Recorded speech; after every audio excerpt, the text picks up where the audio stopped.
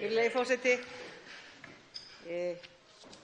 Ég vil tala líka fílinn í þessu sambandi sem eru okurvextir og ég gleymi ekki verðtryggingunni.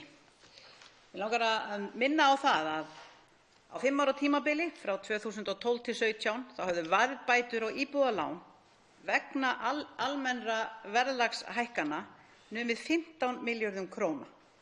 En á þessu sama tímabili hafa 118 milljarðar lagst ofan á verðtryggð íbúðalán vegna áhrifa húsnæðisliðarins.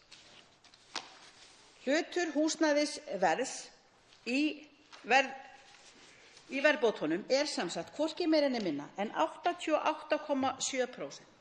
Hugsið ykkur, okurvextir og þessi húsnæðisliður.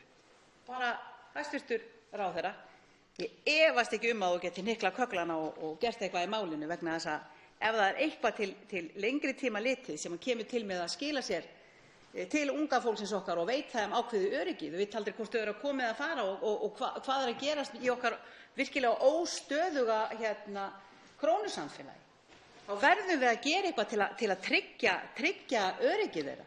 Fyrir utan það að það virðist náttúrulega vera alveg ómögulegt þegar við erum með þetta greiðslumatskerfi sem við erum með núna af unga fólkið sem ekki fjárhagslega burðugt til þess að standa í þessu okurvöxtum og öllu því okri sem að þeim rétt, að þau fá ekki einu sinni greiðslumat. Hvað getum við gert þar þegar þau eru talin bær að greiða 200.000 krónur á mánuði í húsaleigu en ekki 150.000 krónur af fasteignaláni?